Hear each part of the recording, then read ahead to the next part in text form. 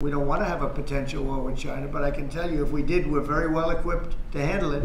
You guys are denying this New York Times report that Elon Musk was going to be shown a 20 to 30 page presentation about a theoretical war plan against China.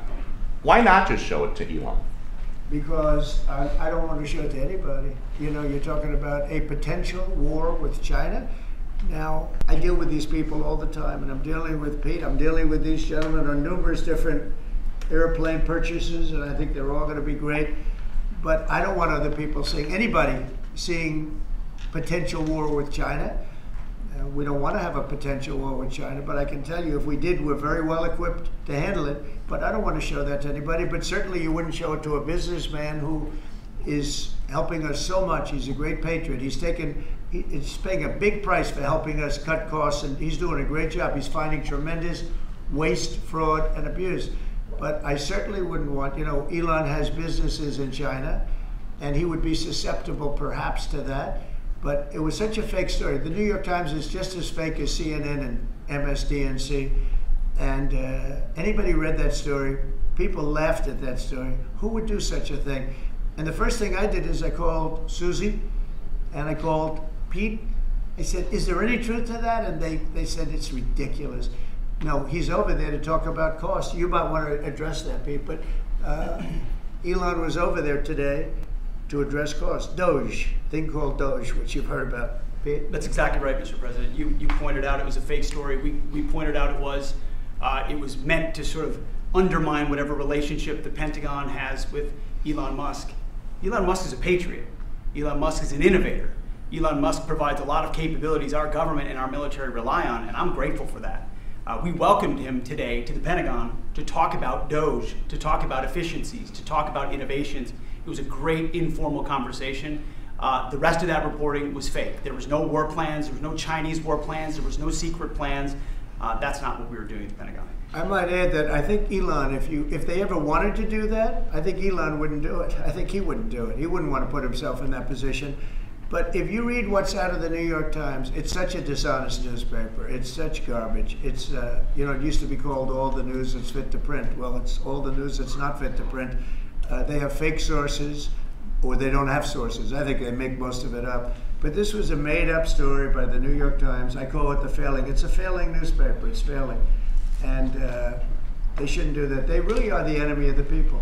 We do need honest journalism in this. You know, we've made such big strides over the last 2 months, but we just need honest journalism, and we don't have it. When you have a CNN, you have to watch these people every once in a while just to see where they're coming from, and it's so dishonest. MSNBC is, I think, probably worse, and they're both doing horribly in the ratings. I think they're going to be turned off. I don't think, they're not doing any ratings. You're doing well on the ratings. Mr. President, just quickly on, I understand that your trade rep is meeting their Chinese counterpart next week. Yes. Is there anything that they can do to stop April 2nd or to roll back the tariffs that you put on China already? Well, we can talk, but basically, I call April 2nd. I would have made it April 1st, but I didn't want to be April Fool's Day because then nobody would believe what I said, and they do believe me. April 2nd is going to be Liberation Day for America. We've been ripped off by every country in the world, friend and foe. We've been ripped off on trade. We've been ripped off on military. We protect people and they don't do anything for us. It's just so unfair for years and years. And now some of that money is going to be coming back to us in the form of tariffs. I mean, tens of billions. It's going to be numbers like nobody's ever seen. So NVIDIA announced today, you saw that, hundreds of billions of dollars of investment. The biggest chip maker in the world announced hundreds of billions of dollars of investment, hundreds of billions, not millions, but billions. They're all coming here. Apple just announced $500 billion worth. They're going to build plants here. You know, they built their plants in China. They're going to build them here, and they're starting immediately. We have investment, the likes of which this country has never seen, already announced, and they all want to have news conferences. I don't have enough time to have that many news conferences, but. I would say so far at least $4 trillion. $4 trillion is coming in.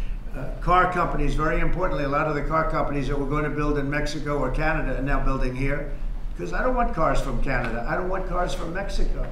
They want to do it, it's fine. But I want the car companies to build here, not You know, they were building in Mexico 3 plants, big plants, really big plants, and they were going to sell the cars right across the border. We wouldn't have the jobs, we wouldn't have the profits, we wouldn't get the taxes, we get nothing.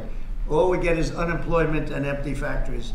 Those days are over. So now those 3 places are going to build here, but many more than that. We have a big one. Honda is building, just announced a really big plant in Indiana, great state, smart place to build.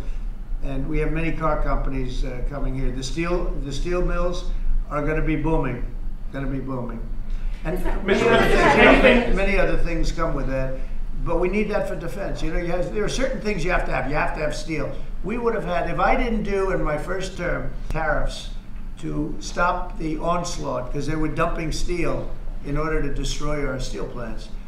If I didn't do 50% and even 100% in certain cases tariffs on steel, you wouldn't have a steel plant in the United States. And Biden was unable to get rid of those tariffs because they threw off so much money that his numbers, which didn't work anyway, because his numbers were terrible. What he did, the way he spent money was so horrible, and what he allowed to happen to energy. That's the other thing. Energy is going to be like it's never been before. Mr. Vice President is here. If you have any, do you have anything to say while you're here? No, sir. I'm just here to watch the show, sir. Okay. I think airplanes are pretty cool, so I wanted to check this out. Airplane's cool. It is cool. Is there anything that China can do to take off the trade war at this point, though? Well, I'll be speaking to President Xi. I have a great relationship with him. We're going to have a very good relationship. But we have a $1 trillion deficit because of Biden with President Xi. More than that. I mean, I've heard $1.2 trillion. We have a deficit. And I've explained that to President Xi. We also have a problem where he's allowing fentanyl to be sent into Mexico and then cross the border and, you know, killing. I think the number is much higher than the 125, 115 that I think it's closer to 300,000 people a year. And so that's a problem. But they have a tremendous surplus against the United States, and we don't want that. Mr. President, why do you want to control Ukraine's power plant? Members of countries have come to you asking for exemptions on tariffs. Is that something that is under consideration by you? Well, people are coming to me and talking about tariffs, and a lot of people are asking me if they could have exceptions. And once you do that for one, you have to do that for all. So, I mean, generally, I did something interestingly during 2 weeks ago.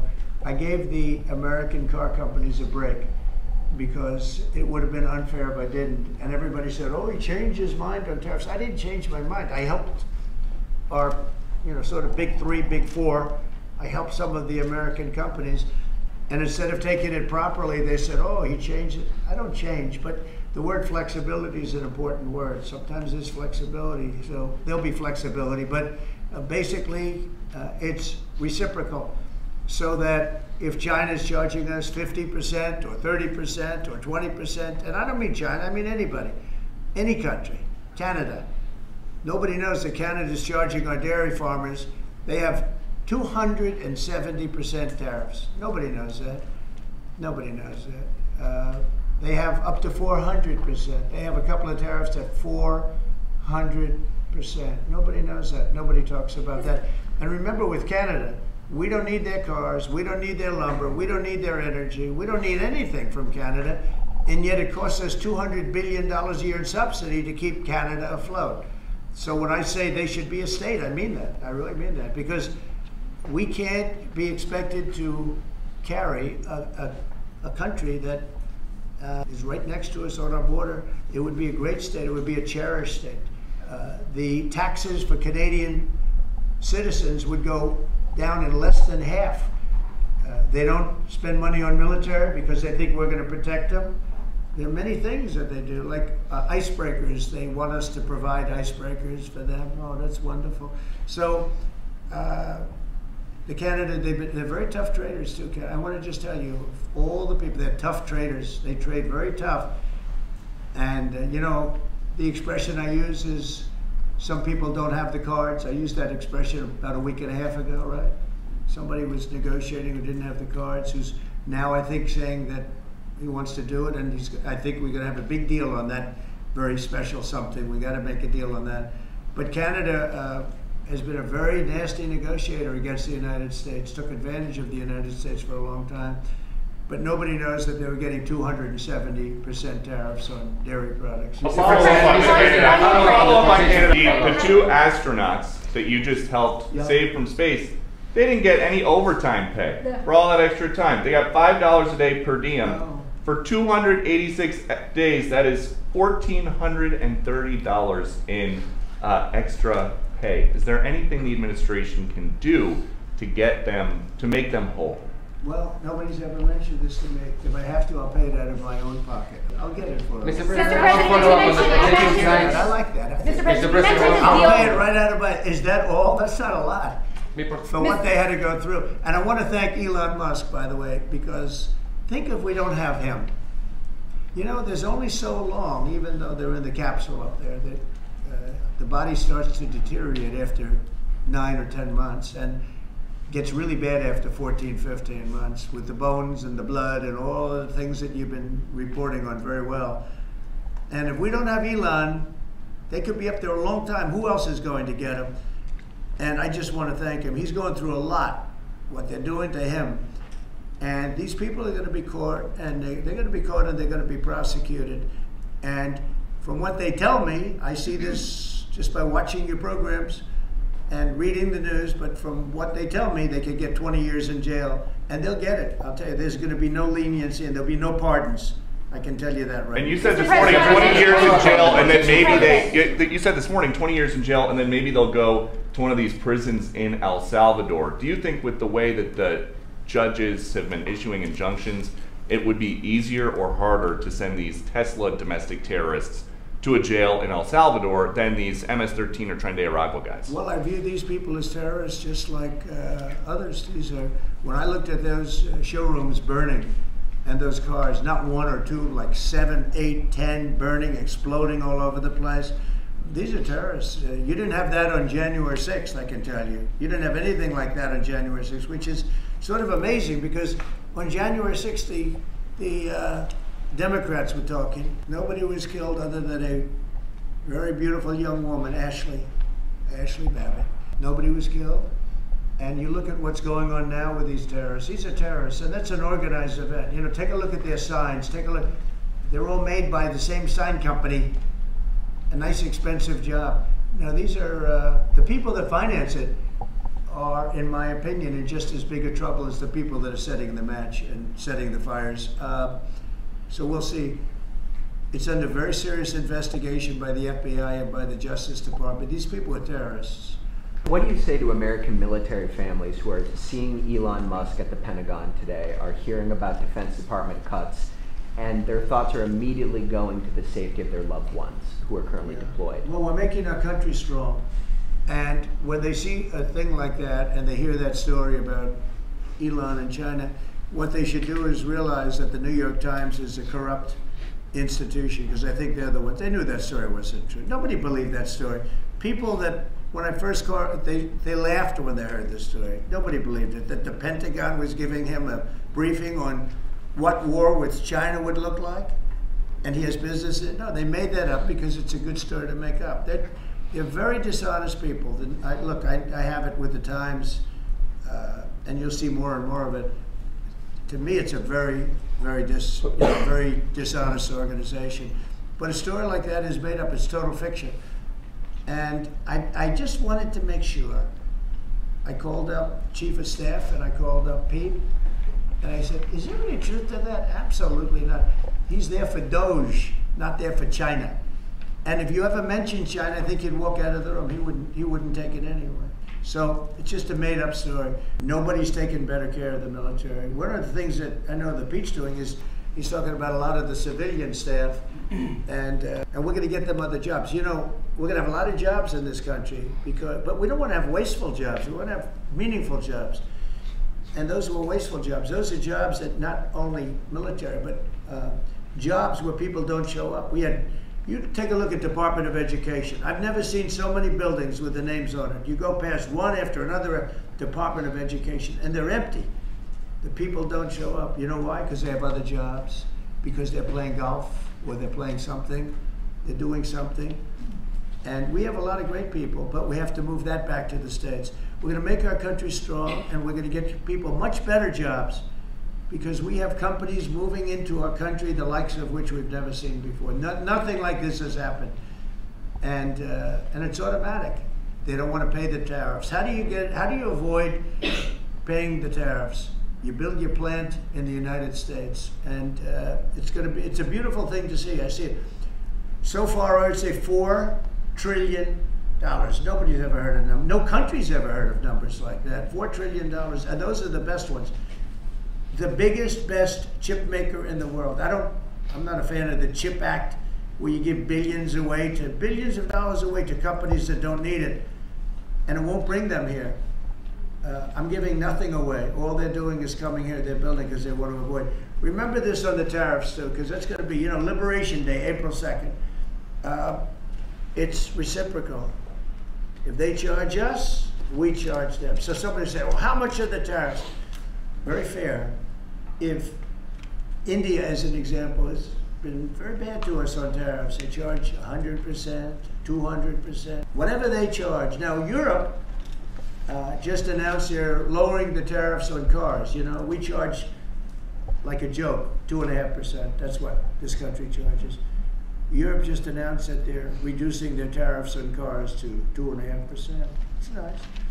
But they also have non-monetary tariffs where they make it impossible for the cars to get in even without the dollars on them and the dollar signs. It's called a non-monetary tariff, where they put on controls where no matter what happens, because they don't want cars, they don't want the American car in their market. And yet they send us millions of cars, they send us big agriculture, they don't want our agriculture, they don't want anything from us. European Union's very tough. Now it's fair, so whatever they do to us, we do to them. Is the U.S. planning to give up the position of NATO's Supreme Allied Commander, and if so, why? NATO is something that I saved. NATO was gone until I came along. In fact, the previous Secretary General, very good man, both of them are good. The current man is fantastic. But both of them have said, if it wasn't for Trump, you wouldn't even have a NATO, because we were paying the cost of almost all of the countries. And now they're paying. I said, we're not going to do this. We're not going to continue. You hurt us on trade. You do bad things on trade. And then on top of it, we're supposed to pay for your military. And because of what I did, hundreds of billions of dollars flowed into NATO by countries that just weren't paying. They were delinquent. They weren't paying their bills. So NATO is solid. They're strong. But they have to treat us fairly. Because look, without us, NATO's not the same thing. And I can tell you, I've been having very good discussions, as you know, with President Zelensky and with President Putin. And President Putin will tell you that without the United States, he wouldn't be worried. But he is worried when the United States is involved. And I have to tell you, I've dealt very well with both gentlemen, and we have, I think we have the confines of a deal. I hope we have the confines of a deal. I'm doing it for two reasons. Number one, and by far most importantly, thousands of young people, and they're not American people, they're Russian and they're Ukrainian, are being killed every week, thousands a week. And also the United States has paid, because of Biden, $350 billion on a war that should have never happened.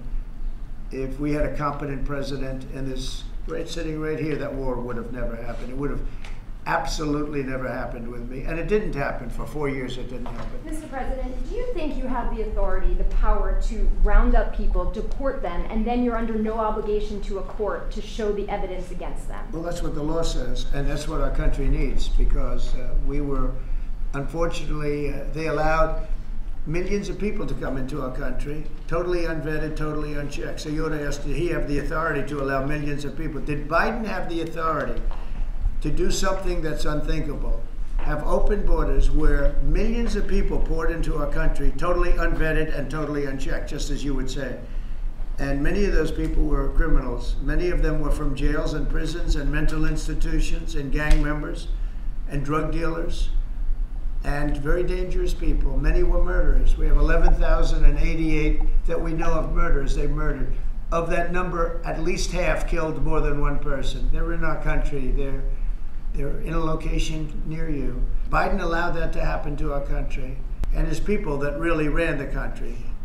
And the person that operated the auto pen, I think we ought to find out who that was, because I guess that was the real president. So when you ask me if we have the authority, did Biden have the authority to allow millions of people to come into our country. Many of these people, hardened criminals at the top of the line who have caused tremendous damage in our country. You see them in New York City fighting with our police. I mean, literally having fist fights in the street with our police.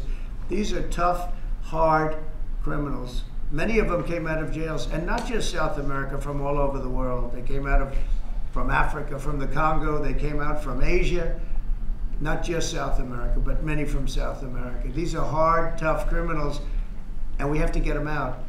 And a judge sitting behind a bench someplace got a nice appointment.